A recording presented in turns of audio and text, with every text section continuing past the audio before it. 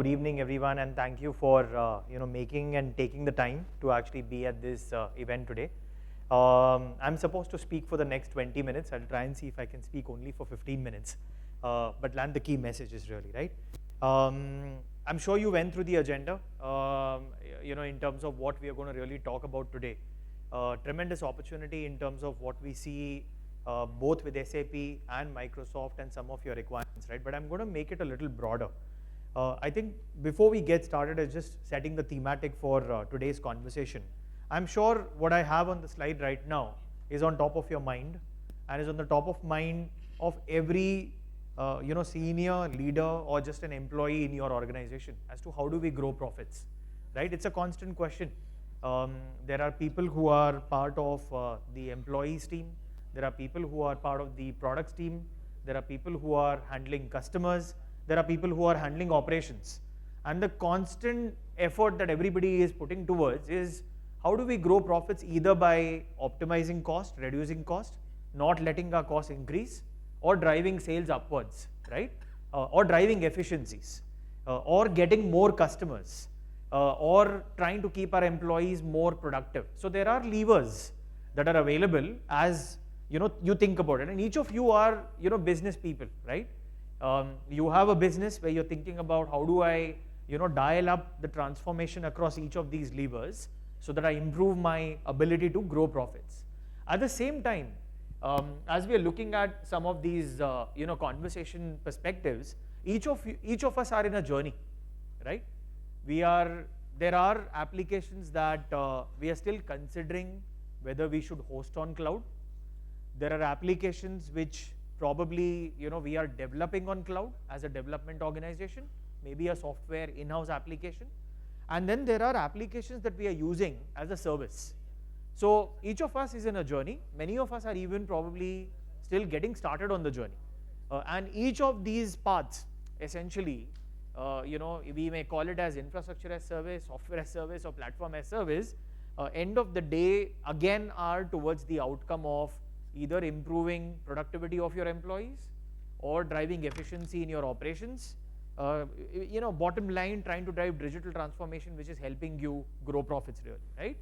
Now with this, the other element that you have to take into consideration is as you're thinking about the journey, you're also now thinking about the change that's happening around you.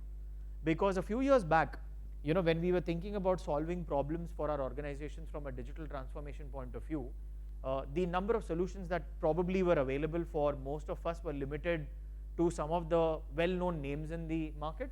Whereas today, what do we see? There are a lot of independent software vendors providing solutions to us which can be literally switched on and switched off at the click of a button, right? What we call as SaaS solutions. So while you're making these considerations on growing profits, there is another element of change that we are constantly questioned by. One, we know we are all sort of living in a large network. Two, our work is no longer a location. If you look at the way most of us are working, even right now, if you start getting bored with whatever I'm talking about, you start connecting to your device and you start working, right? So work is no longer a location for most of us. The other bit, the experience of that mobility is now ingrained, be it any device that we work from, and the data that we work on has become mobile. So in a way, when you start thinking about, sorry, I sort of skipped a few slides there, but the data that we are working on is mobile as well, right? Now, with that change coming in, the other element of change which is sort of started to hit us is AI, right? And there was a time when we were talking about AI as a fascinating subject, whereas now what we're looking at is these are real use cases that have started happening around us. End of the day, this is also emerging from organizations that have a lot of data, because essentially where AI really works is when you have a large language model or a small language model giving you reasoning and all of those capabilities to work with data, right? But you can't deny that the change with AI is there and customers have started using it as a case study. And I'm going to speak a little bit about it as we speak about some of the changes that we have brought in the Microsoft stack. Now, we know this, so tech is bringing in change. We know work is no longer a location. There is mobility of experience. Data is mobile. There's also the advent of AI, and then customer scenarios across industries are changing, right? So if you look at manufacturing, Now they are not just thinking about ERP solutions, they're thinking about supply chain, discrete manufacturing solutions. They're thinking about factory co-pilot. What is a factory co-pilot? It is enabling the factory worker to do just more than what we used to call as annual maintenance, repeat maintenance, and all of those things. How are you able to event log? How are you able to chat real time for the most common queries that come on a factory floor? So all of these scenarios are sort of now coming to play. But as you sort of start thinking what's staying constant, right? Some of the things that are staying constant, at least from a Microsoft perspective, is when we look at enterprise organizations or when we look at businesses, right? Your business, again, is multi-pronged. Like I said, you're looking at a digital transformation capability from an employee productivity point of view, or from a customer satisfaction point of view, or from an operational efficiency point of view. And each of these, again, are scenarios where you would go and try and tweak your journey. So for instance, if we just step backwards and start thinking, if I am at an infrastructure as a service journey, and I start thinking now I need to start developing co-pilots for my organization, and I want to do that development myself rather than having to hire somebody else from outside.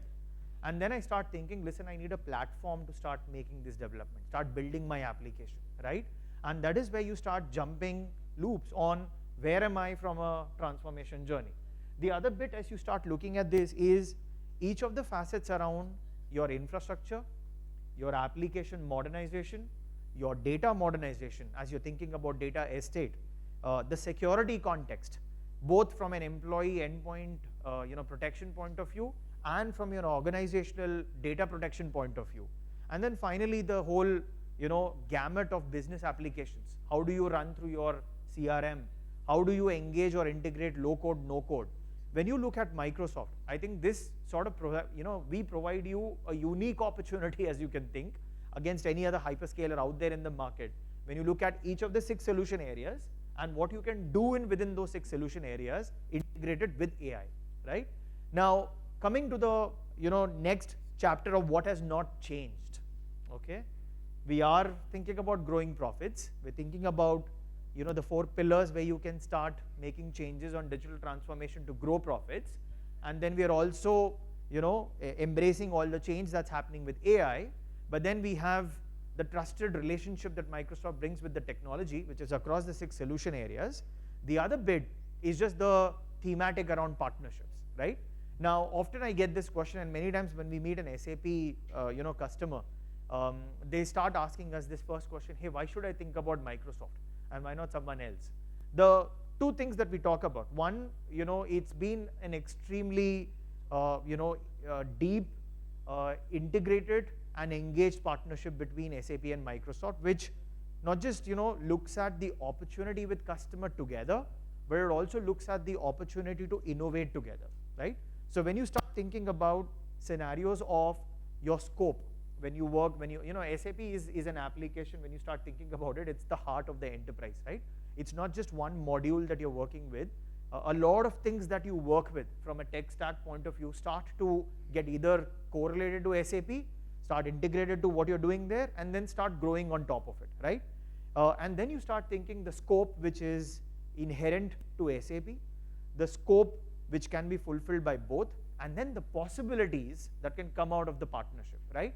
And all of this starts to play out, when we look at the scenarios on one, your security conversation, to the user experience. Often I don't know if most of you know this, but there is a function in Microsoft Azure, a capability on Microsoft Azure, which we call as Azure Active Directory. And Azure Active Directory at a very fundamental level provides you enterprise grade single sign-on. Now, what does that mean? When we start thinking about SAP being my application where I need only a certain set of users to have access to the application, and then I also want to start defining who is able to access what. There are certain people who are just supposed to probably cut transactions, certain people who will have access to the data, right? Now, when I have to manage all of this, I probably would have worked and built my own Active Directory and then started to define who has got what kind of access. Whereas now, with Azure, you've got something like Azure Active Directory, which allows you to define, not just define single sign-on, but provide an enterprise-grade access capability of who does what. and define this centrally through your admin portal. Now, these are very small examples, but then when you start thinking about it as how your employees are working with it, right, you can actually get your employees to log into SAP from your Teams window. So if you're working with a Microsoft 365 stack, you have Azure Active Directory, you're able to provision single sign-on.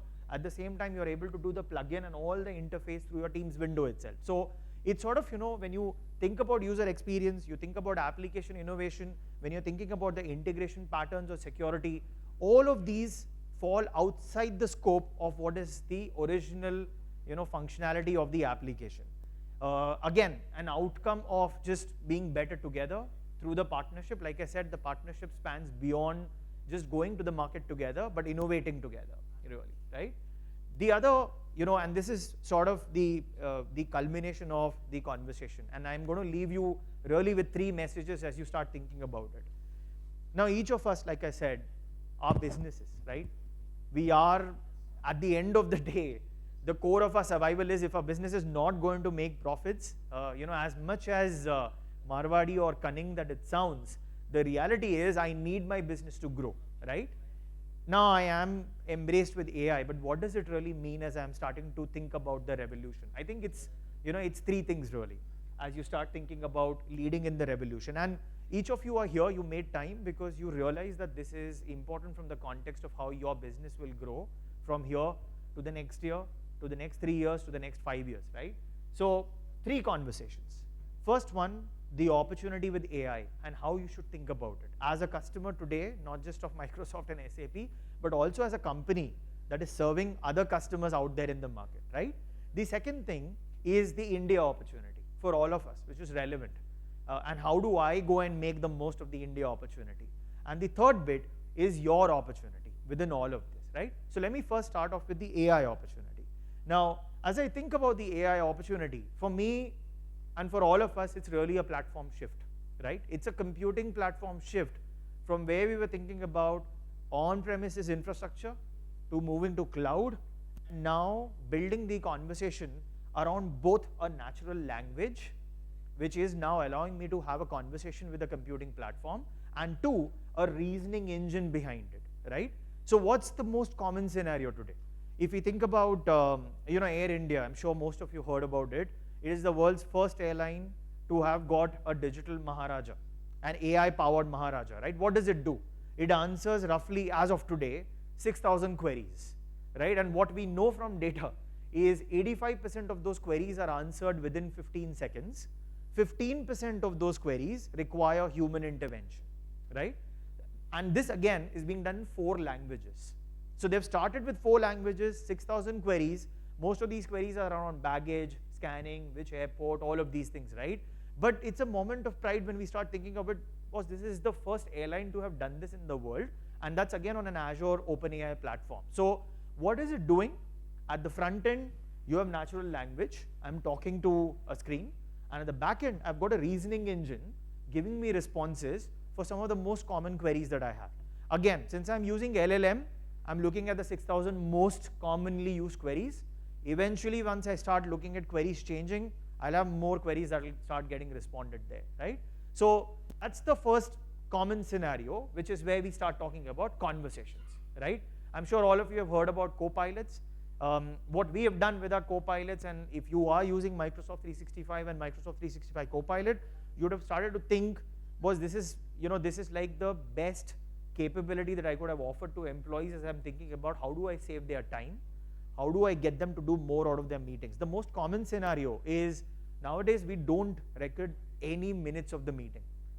All I have to do is just hit get Copilot to summarize the meeting once the meeting is done. It not just tells me what did I discuss at a very high level, the most important points, but it also says these are the actions owned by so-and-so people. So it's literally making it much more action-oriented, the whole conversation of documenting what I did in the conversation really, right? That's just one example. There are multiple such examples, but at a fundamental level, what you're really doing is you're actually analyzing documents, you're creating a pattern of what's important in the conversation, and then laying out, as you synthesize, what are the actions that you should be taking as part of the artificial intelligence summary conversation, right? So that's, what I can do with my Copilot, again, is sort of a construct of what I've built. When I'm thinking about modern work or Microsoft 365, I'm thinking productivity, I'm thinking collaboration. Similarly, I spoke about the factory Copilot scenario, right? But this is something that most organizations have started thinking when they're thinking about, Copilot scenarios. So how do I get my conversations automated, and how do I make it easier, more faster for both my employees as well as my customers? That's the first element. I think, and I'm just skipping the demo right now. The second bit is integrating intelligence now into my Copilot and into my conversations, right? So what do I mean by integrating intelligence? I'm not sure if all of you did follow, our annual event called Ignite. And until now, we've been hearing a lot about large language models, but Microsoft did launch what we call a small language model, SLM. Part of the reason why large language models are super expensive, and that's something that drives the slowness in adoption. Small language models provide, if not similar, a much faster reasoning capability, right? It's called Orca, very similar to what a GPT-4 would do from a reasoning point of view. But then what it will do is it will democratize the number of customers that can actually start embracing this reasoning capability, right? So that's the other element of adding intelligence into your conversation to start, patterns. If you go to the Swiggy app, maybe we don't do it, but most of our kids or the younger generation tends to do this. They just ask the app, hey, it's a Friday evening, I'm feeling bored, can you suggest me what I should eat? And the app will actually give you options. That's again, the ability of reasoning coming into conversation to start giving patterns of what you should order when you're feeling low on a Friday evening or when you're feeling excited on a Monday morning. Again, intelligence is in the direction of driving productivity. There are a lot of scenarios, but the three that I will highlight is the amount of time that I'm able to save when I'm at work by leveraging Copilot and reasoning together is an advantage that most organizations have started to, sort of appreciate. The other bit is developer productivity. A lot of code that starts to get written on its own, making developers, more productive than they were earlier. These are some of the more common scenarios. I think the next one on the India opportunity, when we look at it, right, we are all fortunate as we start thinking of this, the talent pool as well as the market opportunity that we look at in India. This is where, the Maharaja example is just one of it, as one use case scenario, but you will start seeing this embraced at a much faster pace. I think the next 6 months is what we say at Microsoft as well. We are making the market. At this point in time, a lot of these decisions probably are at a boardroom layer, but a lot of the, the larger SMB customer base is also now looking at solutions that are being built by ISVs or independent software vendors on what we can do with the power of AI.